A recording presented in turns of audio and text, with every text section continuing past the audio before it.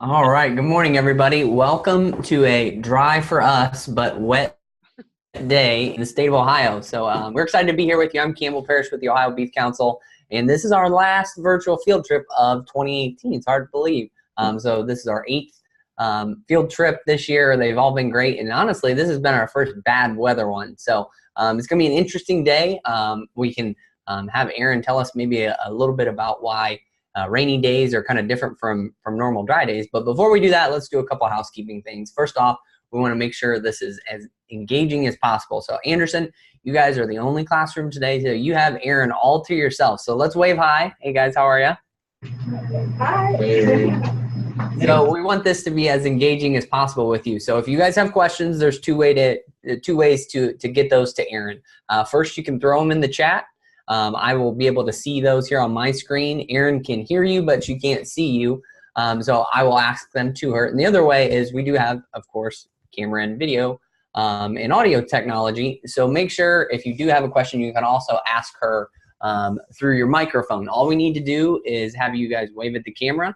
We'll switch over to you and unmute your microphone, and you can ask Erin directly. So with that, let's not take up a whole lot more time with me. Let's switch over to Miss Erin Stickle in Northwest Ohio. Erin, how are you today? Hey, good morning, everyone. Remind me where Anderson is located? How about Anderson? We'll unmute you. Where are you guys from? Southeast, near Cincinnati. Okay, perfect. Well, good morning. I'm calling in here this morning from very damp and just kind of a gross morning here in Northwest Ohio. Our address here at the farm is Bowling Green. We sit directly about 4 miles east of I-75 between Bowling Green and Perrysburg, Ohio. So here at Stickel Farms, where I'm calling from, our operation is a family operation run by my husband, Andy, and his brother, Brian, and then my in-laws, Dale and Elise Stickle, as well as myself, Erin.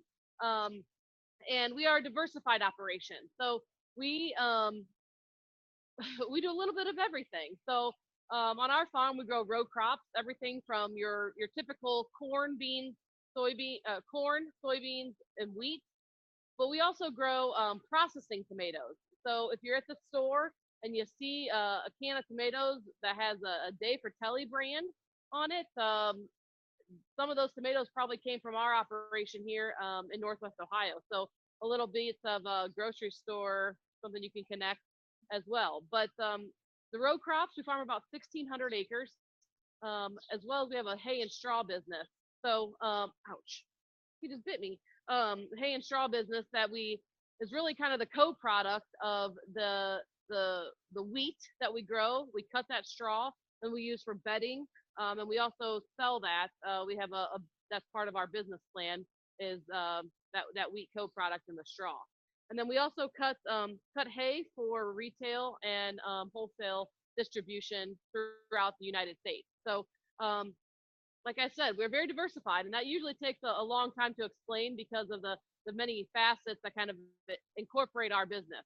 We really believe that all segments of our business need to benefit another portion of the business. So with the hay and straw, obviously we grow the wheat, we sell the wheat, then we cut the straw, we use it for animal bedding. With the hay, we use that ground, we cut the hay, we feed it to our livestock as well as sell it.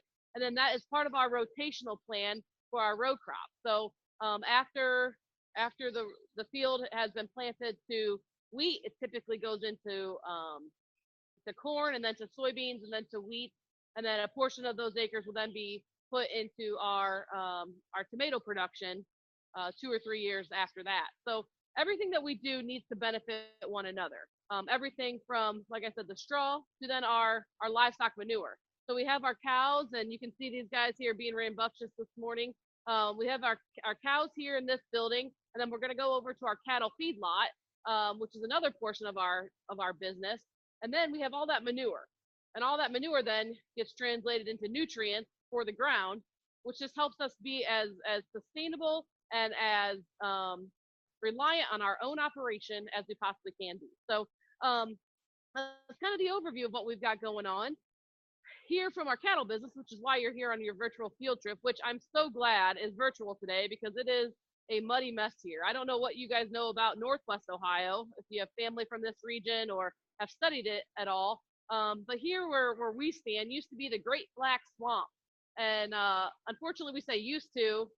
We've done a really good job of tiling and helping water get away. But we have really heavy clay soils here where we sit. And it's a bad place for water to move. And on days like this, and when it's been raining for a couple days like it has been here this week, it just becomes quite muddy and gross, frankly, where we're at. So I think the last one I did, I was able to be in my Twisted X's and be a little bit more casual. But today I'm true farm clothes here today because that's what we've got to do out here to kind of to brave the elements where we're at the moment. So talk about the cattle a little bit.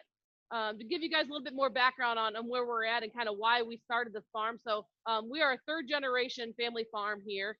My husband went to college at Kansas State University. My brother-in-law at Ohio State. Brian's the mechanic of the group. He's really, really good with all things technology and maintenance for the operation. And my husband studied meat science at Kansas State. Myself, I have a commodity trading background. And so we all kind of fit into this mold. We all kind of have our own little segments of the business that we help take care of. But the cattle, we've always kind of fed cattle. A lot of farmers like to joke that, they feed livestock just to kind of something else to do.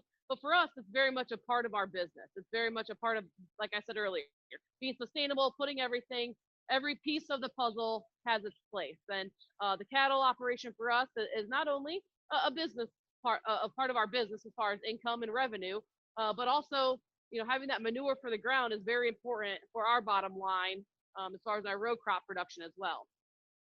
Here on our farm, we have about 40 to 50 cows, and all commercial production. So some of you may be familiar with the show circuit or even having purebred cattle. Our cattle are not purebred. We raise them exclusively for commercial cattle production, meaning for meat that goes into the retail case. So we don't necessarily care about. We do care, but we do not put as big of a piece of the puzzle into what the genetic line of some of these of the mamas and the dads are. So our 40 to 50 head operation here, we raise these 40 to 50 when they're born, and then we feed them out until they're done. And we'll talk about that piece of the process a little bit later on when we get over to the feedlot building. But where we're standing here now is we kind of call this our calving barn. So this building is one we've had around here for a long time. And this is where we allow our cows and the calves to kind of get under shelter. And some of the other virtual field trips we've done, those folks are located closer to where you guys are, where maybe a little bit more rolling hills, some more natural barriers for these cattle to get out of the elements. Well, here in Northwest Ohio, we don't really have that luxury. A lot of flat land, not a lot of wind barriers. And so, we want to make sure our mama cows and our baby calves have the ability to get in and out of the elements, especially on days like today, and just take shelter. So we'd like to have them have that opportunity to, to get out of the elements, to make sure they're cozy and comfortable while they're taking care of each other. So you can see that I've got a couple calves here. This guy's awfully friendly. Here on our farm, one of the things we make sure that we do select for and make sure that our cows have is we really like a docile disposition. We don't like to have cattle on our farm that are mean or that have a really bad temperament, because not only myself am I out here doing this, and my husband and our employee Dan or my brother-in-law or what have you, but Andy and I also have 4 children. So they're out here helping bed and take care of the livestock on a regular basis. And, we don't want mama cows that are going to be out here and be dangerous to be around. So we like cattle that are friendly, and, we are amongst these cattle on a regular basis, so they get used to us. Cattle that may not have such a friendly disposition may not be familiar with humans, and that's okay, because that's what they're, meant to do, is to be raised for the whole food chain and supply chain in that regard. So, but on our farm, it's important that that the cattle get used to us, that they know how we move, and are not necessarily scared of what's going on around here. You guys are all high schoolers, is that right, Campbell? Yes. Yep. Okay. So so I'm going to talk really high level, you guys. So make sure that if you want something more specific, or if I'm talking too generically, please ask a question. We'll just keep it for the masses, and then go from there. So so this guy right here that's kind of loving on me, he was born probably the beginning of July, middle of July. Same with this guy standing over here to my right. These cattle, we do not, all of our cattle are bred by a bull, and I think he's standing back here. His name is Ted.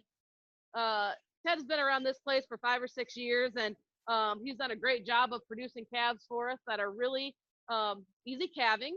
So we like it that these mama cows can be out here on any time, have a baby, take care of that baby, and then that baby lives. Because without a living calf, the mama cow, there's not a lot of need for her to be around, right? Because the whole point is be in production agriculture and have livestock that produce for us on a regular basis. So like I said, this guy right here is 3 or 4 months old.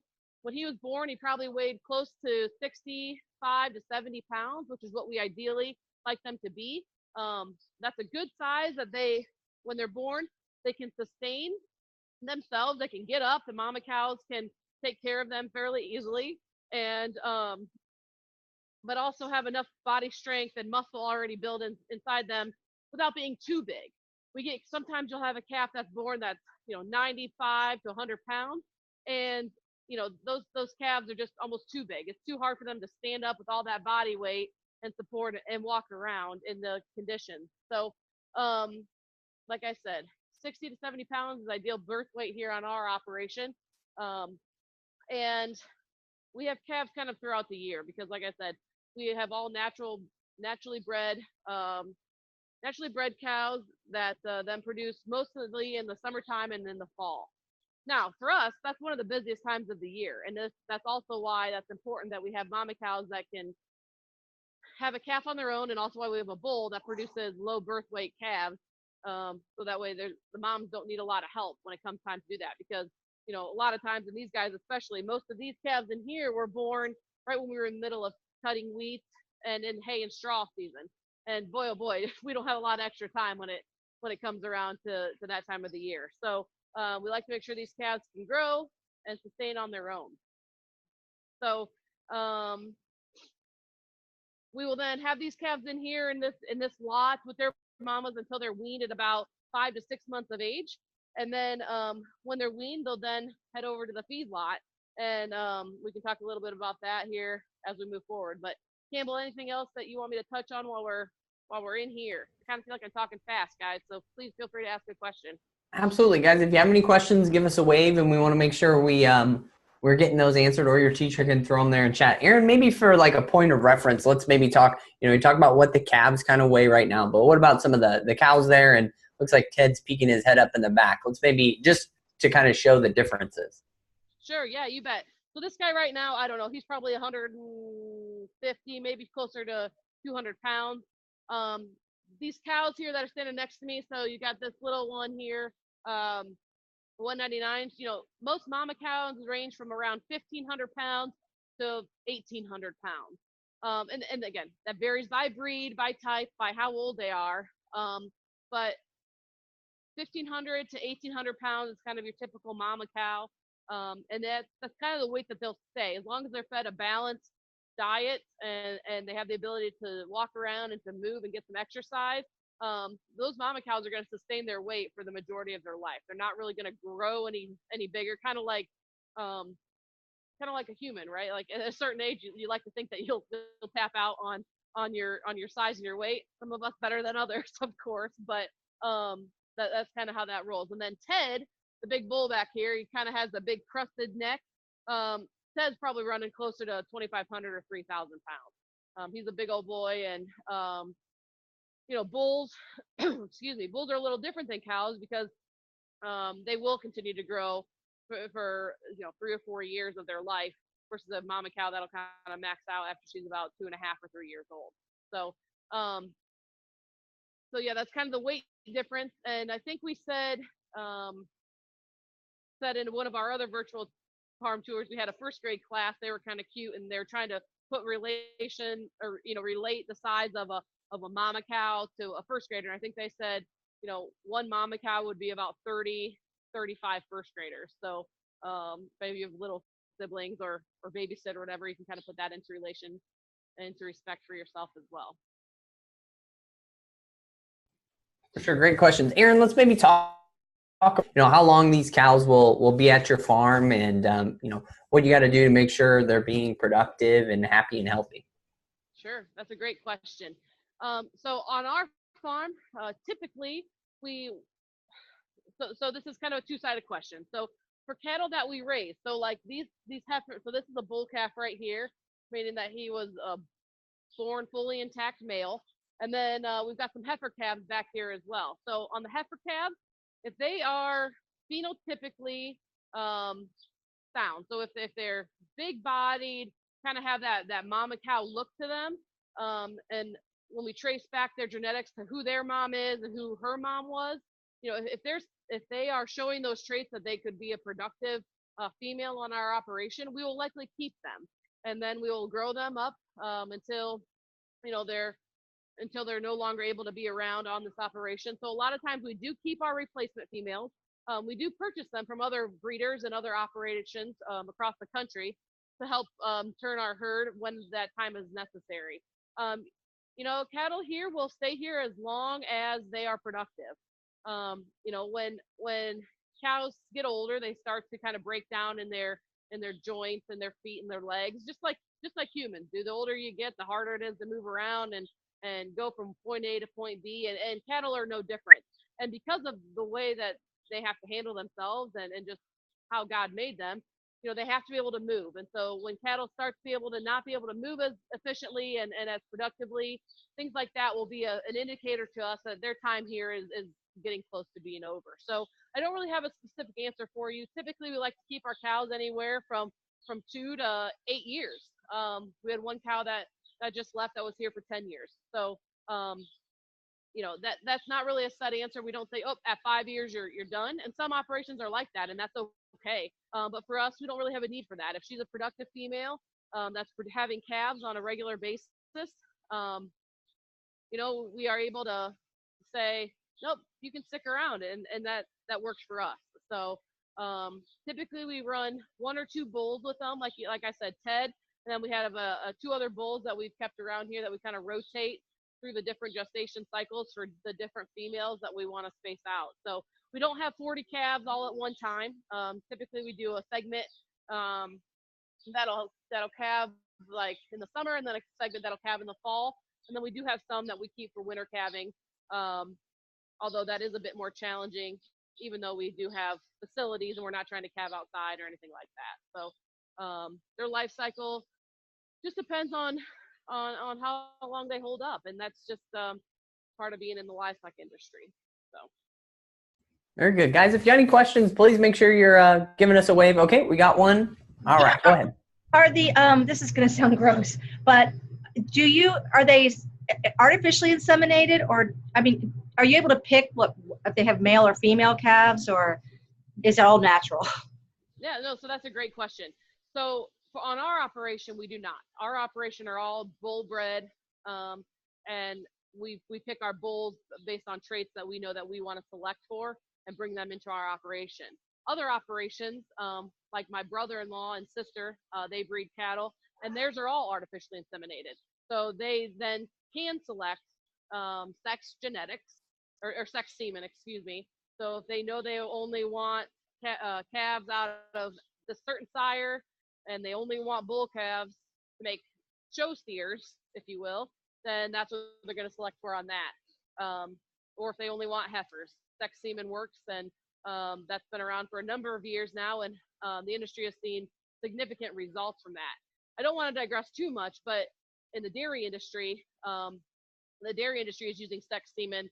I don't know the exact percentage, but significantly now in all their dairy cows, choosing sex semen to only have heifers, because the cattle market is so soft for the use of non-colored bull calves into the meat market that that they only want these heifer calves, so they make sure they have the replacement females for their business. So I don't want to digress too much, but that's something that's a really interesting fact that you could do some more research on. And but they've seen a lot of success in that regard in the dairy industry with sex semen to get themselves just set up for success in the heifer market. So. Sure, Erin. So maybe to elaborate that on a little bit further, there's a lot of that technology out there that you can utilize as a producer. There's also a lot of data behind all of these animals with EPD. So maybe you can talk about, it's not necessarily a willy-nilly, Ted's a cool looking bull, which he is, but maybe talk a little bit about how we're able to study and understand, Sure. using data from, how those animals grade when it's time to go to harvest, how quickly they grow. I mean, there's a lot of, it's almost like sabermetrics in baseball, but for cattle. Yeah, that's a good point, Campbell. So that's something that I think a lot of people don't know about the livestock industry today, is that a lot of these livestock are selected based not just on how they look, but the genetics behind why they look the way they do. So in our herd, we have a mix of black Angus and red Angus cattle. And I already told you we are not, we're commercial breeders, so we don't necessarily select for that purebred trait. But we know based on data that those genetic lines do a really good job of producing high intermuscular fat numbers. These cattle grade really well, meaning that when they go to the market, that when they're hung on the rail, their steaks and their carcasses are really, really quality carcasses. Those steaks are going to be a really enjoyable eating experience for the consumer. They're going to have a lot of marbling. So, and then backing up in their life cycle, as they grow, we know these calves are going to grow really well. They're going to be easy when they come out. So I already talked a little bit about that low birth weight EPD. So EPD stands for expected progeny difference. And EPDs help you determine what that mating will provide. So not only from the sire side of the pedigree, but also the dam side of the pedigree. So all those things combined, hopefully you will then have a calf that will carry on those same traits. Now, just like a human, you've got a dad that's a super rock star athlete and a mom that's a super rock star athlete. Doesn't necessarily mean the kid's going to be a super rock star athlete, right? The same thing goes to cattle. You got a big, heavy muscle, high quality, high performing bull on a really easy fleshing, maternal, sound mama. That doesn't always mean the calf's going to be a well balanced, easy, low birth weight, high performing calf. Not always the way it happens, of course, right? But you'd rather have it be that 8 times out of 10 that is the case. So therefore, your operation can benefit from knowing all of that data. There's been a lot of money spent and a lot of research done in the livestock industry, not just in the cattle world, but like I said, on the dairy side and hog production and et cetera, that all of these livestock can be mated accordingly so that you have high performing calves and livestock that can generate a significant return on investment. Not only are we feeding livestock because we like it, and for us, we know that God put us on this earth to be caretakers of the land and the livestock, and that's what we want to do, and how we position our operation. But also, if we're going to do that, we want to make sure we're doing it in the best way possible. So when we have all this data and research, we're not just going to go willy-nilly out and go buy a bull because he's cheap, right? No, we're going to go select for the traits that we know are important to our business. And in that case, for us, that's low birth weight because we want them to be easy calvers, right? We already talked about that. And then also we want them to have high grading carcasses, carcasses that are going to be well performing and a good high quality eating experience for the consumer. Very good. So Erin, it might be a good time to brave the elements and head over to the feedlot. So while Erin and Nick are making that transition, I can maybe expound on some of the other cool aspects of what we have been able to do with genetic technology. So not only are we selecting for cattle that are more likely going to be, better grading. To kind of give some actual numbers to that, in the past 10 years, we've been able to make a huge stride in quality grade. So if you're in your food science class, you'll be familiar with the cattle grading system. Prime and choice are our top ones. So when you go to a steakhouse and you see prime, those are your high dollar cuts that are going to make that restaurant a lot of money. So we want to make sure we're providing that product and doing so as efficiently as possible. So we went from around a 55% prime and choice grading herd of cattle throughout the year, all the way up to this year. We are now up to almost 77% of cattle are coming across and getting those high grades. And that's through a lot of different advances, not only in genetic technology like Erin talked about, but also through feed nutrition, becoming more efficient, better understanding what a ruminant can do, which we're going to talk about here very shortly. So while Erin's traveling and going through the rain, we'll give some other cool numbers about the Ohio beef industry. So we are home to over 17,000 beef farming families. So all across Ohio, all 88 counties have a beef farm. The average size is about 17, but it can be as small as having a couple animals for a 4-H project, all the way up to having a large scale feedlot with a couple thousand head in it. So Ohio is very, very unique in our biomes are very different. So Erin's up in Northwest Ohio in a swampy area. You can go down to go east of you guys, down by the river further. That's very very hilly, very mountainous. It looks like we're just finishing up feeding. Andy's gonna look like bring some feed up for us. So chores still going on this morning, which is very cool. So, it really depends on what you want to do. Cattle operations are very, very different. The only thing that kind of remains the same is the passion to have a safe product and take care of your animals the right way. So it looks like Erin and Nick are all set up and feeding time has just begun. So Erin, tell us a little bit about where you're at and what we're seeing. All right. Well, good morning from our feedlot. Can you hear me okay? Yes. Okay. So this is our feedlot. And like Campbell kind of said, so that was my husband, Andy, just finishing feeding this morning. We typically try to keep our cattle on a very regimented feeding time frame and everything. Typically they're fed by 8:30 in the morning, but this morning we actually had to go to the co-op and have a meeting with some folks. So we got behind on chores, and so you got to get a little glimpse of what was going on here. So like Campbell kind of said, all farms are different, and ours happens to be here in the Western Lake Erie Basin. And so we built this cattle barn about 3 years ago, and we really just kind of wanted to expand our operation. We built it for the intent to be able to feed cattle for our program and diversify our business, like I already talked about a little bit, and integrate a little bit more manure and have those nutrients available to us for our row crop production. In this building, at one time, we can have anywhere between 250 to 300 head of cattle, depending on which stage of their life they're in, of course. And these guys right here that you're looking at, and up here at the feed bunk, you can kind of see, these guys are weighing about 800 to 900 pounds. Most of these cattle that are in here were purchased from other breeders across the country, then put into our feedlot. So, like you guys already saw, we only have 40 or 50 cows. And so, no way we can supply what we need to turn here in our feedlot. So we then take cattle that are raised by other folks and then bring them here and finish them out in our building. So these cattle here in this building are fed twice a day. Andy mixed this feed early this morning in our feed mixer that you saw that went through, and about midway through the day we'll come through, push this back up, because these cattle, you can kind of see down the way, they've got their heads in it and everybody's eating. Well, that's eventually going to get pushed out into the aisleway.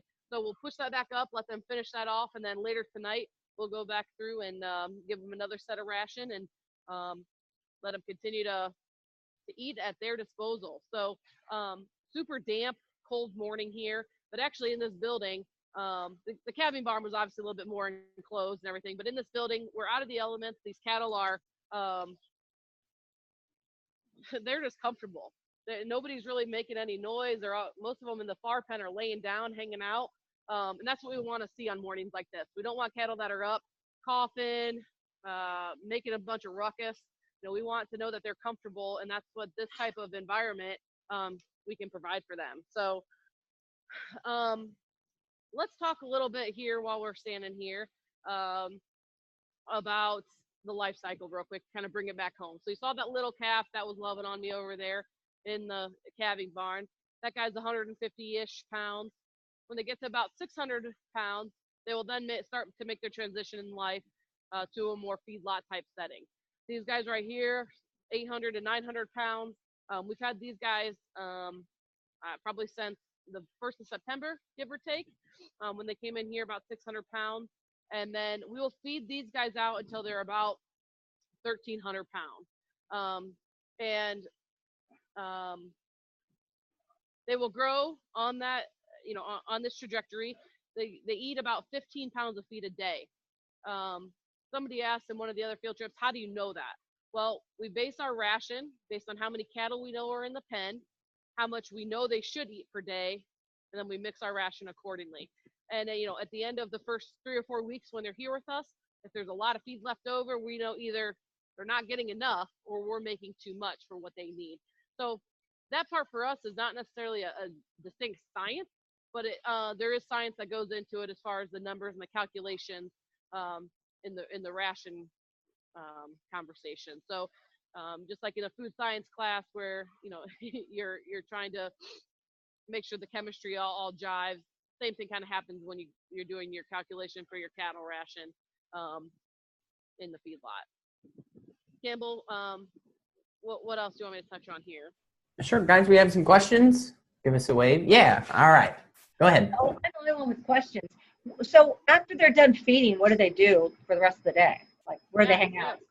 Sure, great question. So you can see up here, they're up here eating. And some of them may come get their fill for the 4 or 5 hours and then go and go back and lay down. So because these cattle are in an enclosed operation or in a closed building, their life is within these walls. So after they eat, they'll go lay down. It's well bedded and kind of cushy back there. And they'll go back there and socialize and relax. And they'll come up and eat again. And then they'll go back and socialize and relax. It's kind of like the perfect life, if you ask me. I mean, they don't have a whole lot of other work to do. Their work is converting the feed into meat. And so, like I said, cattle are very social animals. They run together. And so having these other cattle in the same space is really important part of their life. So they can interact with each other back there. And oftentimes you'll see them, especially if it's a nice brisk morning, after it's been kind of hot, you'll see them running around and kind of jumping and playing with each other. Today that's not the case because it is kind of damp and cool and nasty, but these cattle are comfortable. In the far pen, most of them are just chilling, hanging out. And then once the spot at the bunk opens up, they'll find their way up here, and then they'll go back and do the same.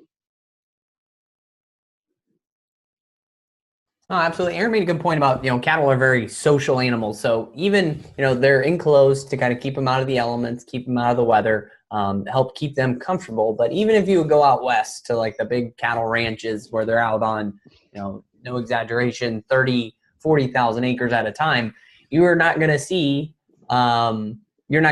cattle spread out all over the place. They're going to be clumped up, usually all together. They're very similar to what you're seeing here. So that's kind of how they behave, and barns and facilities really don't hinder that. Yeah, that's a great point, Campbell. And that's how how we can know when cattle are sick. Because they're social and you kind of know, and we're amongst these cattle all throughout the day, every day. So we kind of get to know who's who and who's kind of buddies with who. Honestly, that's how you get, it's what happens. But if you see one calf that's sitting in the back corner by himself and has been for a few hours, doesn't really seem interested in eating, that's how you know that's a good identification of how you can figure out when cattle are not feeling well, is when they kind of isolate themselves.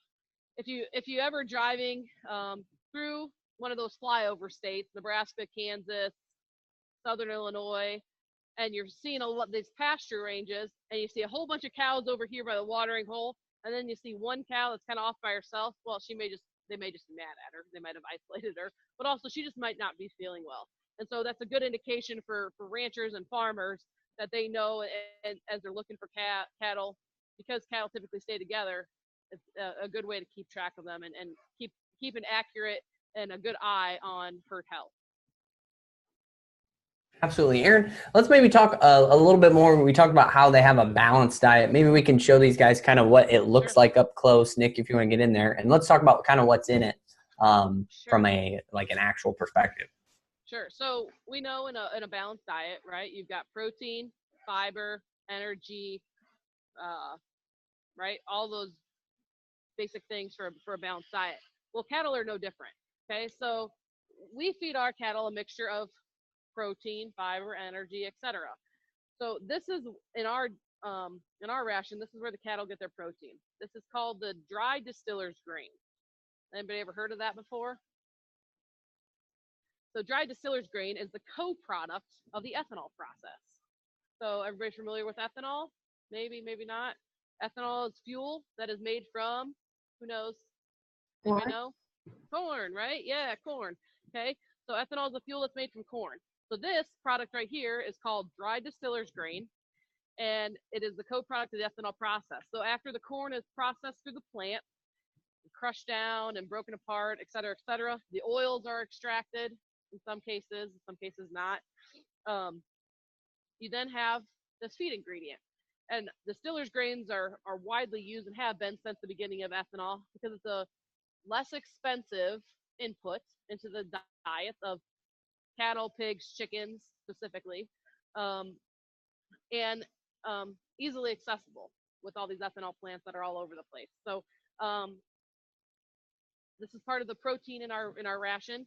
This product actually right now is kind of warm, so we must have picked this product up. I think what's today, Thursday, a couple days ago, and we pile it in our feed ingredient building, and then put it into feed mixer when it's time.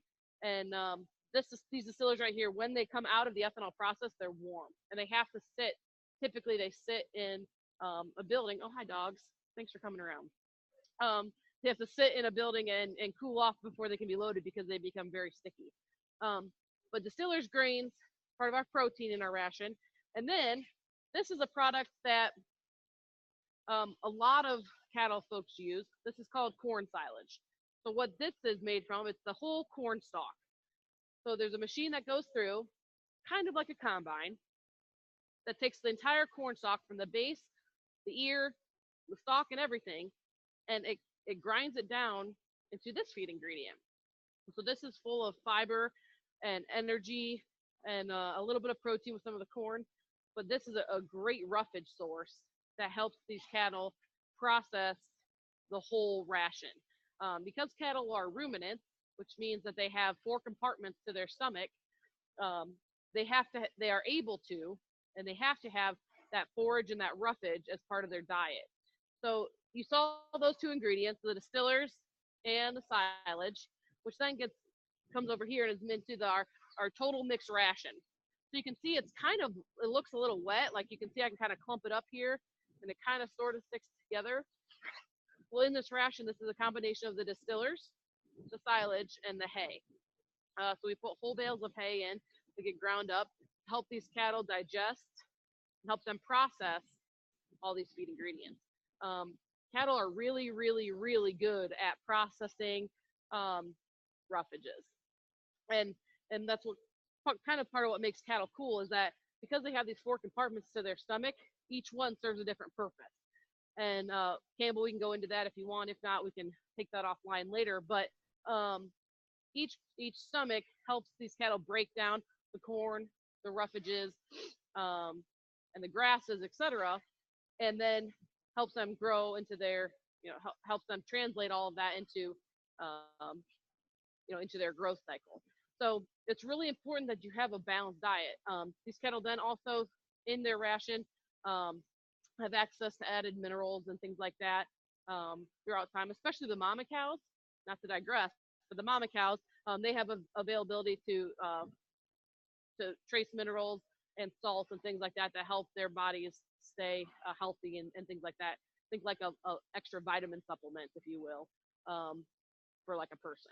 So in the feedlot, these cattle, 15 pounds a day of our total mixed ration, corn, protein, energy, that helps them translate and break down all of this.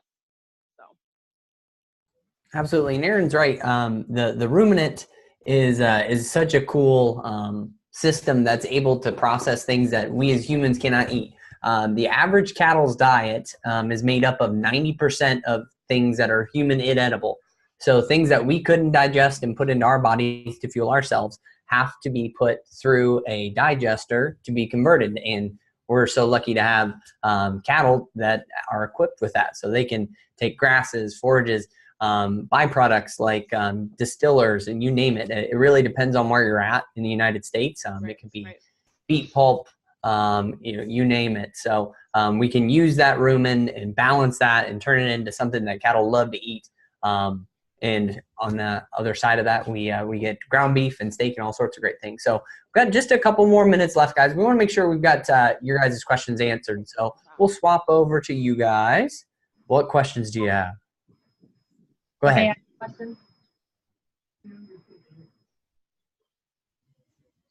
I want to know, like, where, so after they're 1,500 pounds, then where do they go? And like, who sells the beef that come from these cows?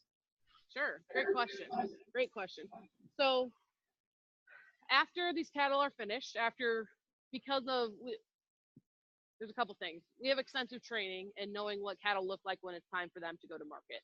My husband has a master's degree in meat science. I've grown up with livestock and have degrees in animal agriculture. And so we know what these livestock are supposed to look like when it's time for them to go to market. And then when they get to the scale is also an indication. And so sometimes just like a person, right? So you may have somebody that weighs 200 pounds, but is just a big person full of muscle, right? Not a lot of fat on their body, versus a person who weighs 150 pounds that is well balanced and has a appropriate ratio of BMI, right? Well, so cattle are the same way. They're not all going to finish the same weight. They're not all going to finish at the same time. But over time, we select the ones that we know are ready to go to the market. And so when we go to market, they're harvested and then broken down accordingly. So in our feedlot, these cattle all get processed with a specific program, for a specific program, are then broken down to the requirements of our retail end users, and then are distributed to the East Coast. Our specific animals are distributed to the East Coast. There's producers all over the country that serve different purposes and have different partnerships with end users. But for us, we sell through a program that takes all of our cattle to retail stores along the eastern seaboard. We do have a freezer meat business, so a lot of the cattle that we raise from our mama cows, those cattle we will sell to locals who wish to have meat for their freezer. So whether it's a quarter of a beef or half of beef, we then get that processed locally, and then they can go do with what they want in their freezer. So we do not have any specific local partnerships. The retail supply chain of beef is extremely interesting, and it's really, really good to have a partnership in the retail space because they're able to use that whole calf. So you're not having just a restaurant who only wants 12 to 15 ounce ribeyes. Retail spaces that can use both all the steaks, the chucks for all your roasts, et cetera, and can use the whole portion of that animal versus just selling it to one specific restaurant that only wants a certain requirement. So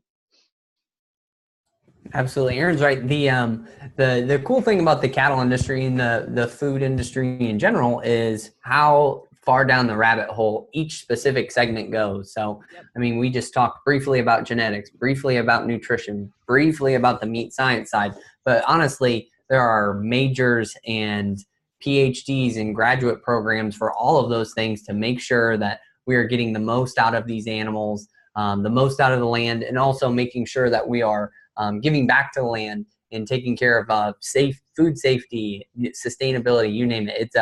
So that's what's a really fun aspect of my job is I get to learn a little bit of each. So we've got time. We're button up right at 11:30, but if you guys maybe have one more question, we can try to sneak it in. What? What's the average price?